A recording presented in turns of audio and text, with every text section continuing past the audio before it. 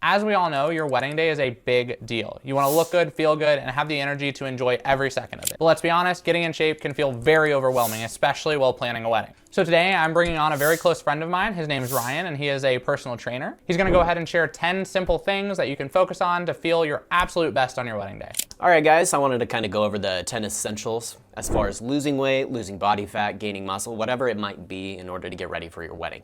So number one, we're going to be talking about dedicated cardio. It's going to scare a lot of people just because that word terrifies every single person, but it doesn't have to be that hard.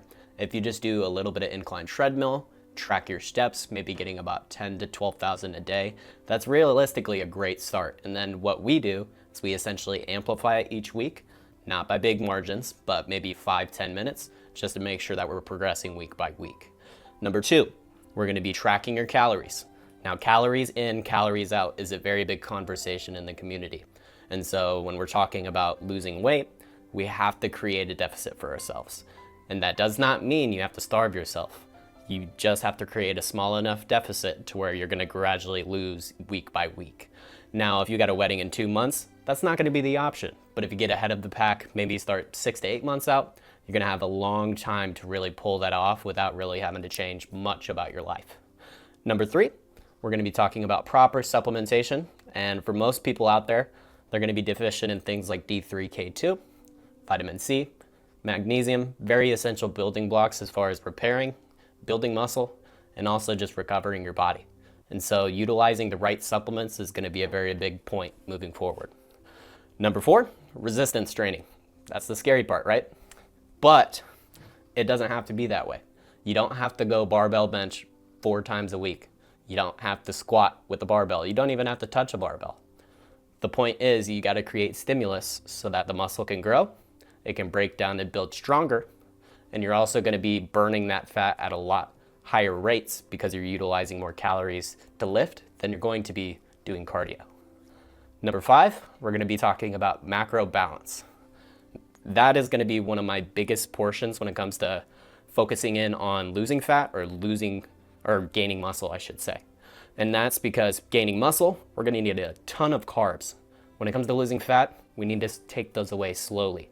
Now, they're not your enemy when you're losing fat, but you can't have too much because that creates a surplus, meaning we're going to gain weight rather than lose. Number six, we're going to have proper hydration.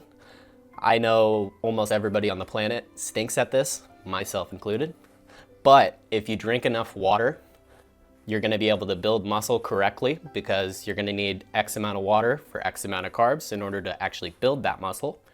You're also going to need water to repair your systems, internal organs. Your liver's not going to work if it doesn't have hydration. Same thing with the rest of your organs. And so we got to make sure we're taking care of the body in that way. Or number seven, I should say, track your progress.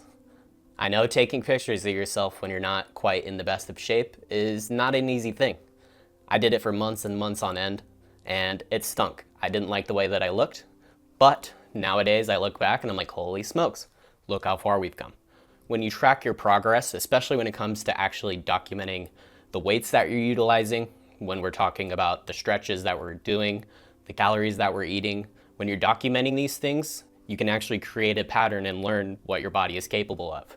And you can also learn next time you go around to it, you won't have to work that hard because now you know how your body's utilizing food. Number eight, budget for your health. I'm 26. I paid a trainer $500 to $600 a month. But that was not easy. Not even in the slightest. But the idea is I knew that was an investment, not a cost. And I want you to remember that because investment is very different.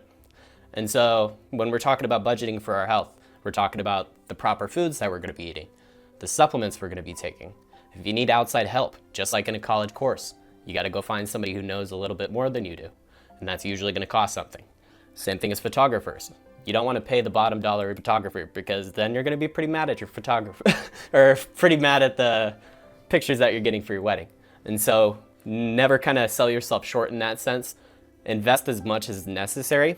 Not saying dump your whole paycheck into somebody, but budget enough to where you know you're going to get the proper results. Number 9, the environment. And that's going to be a very big one because if your family's not supportive, if your friends aren't supportive, things are going to get really tough. Now, If you got your fiance backing you the entire way through this process, you're gonna be kicking butt and you're gonna love the way you look during your wedding.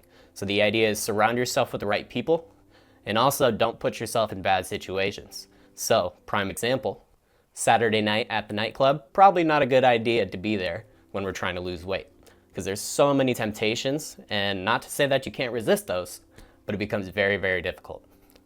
Number 10, commitment. And that is gonna be number one in my book, because if you can't commit to a plan, things aren't gonna work out well. And when it comes to commitment, you have to be 100%. It can't be 1 foot out, 1 foot in. When you're talking about your own health and your own being, you have to give it 100%. And you gotta commit to yourself, you gotta commit time, you gotta commit energy, and you gotta commit to actually becoming a better person. So there you go. Hopefully those 10 things weren't too overwhelming and he gave it to you in such a way that you were able to understand it. It really helped me. That advice that he just gave you is exactly what he told me about 2 months back, and I'm down 20 pounds for my wedding day. So I do hope that he can help all of you as well. If you do need to contact him at all, I'm gonna put his contact information down in the description. As I said, that is his job full time. So anybody that wants to reach out, feel free to.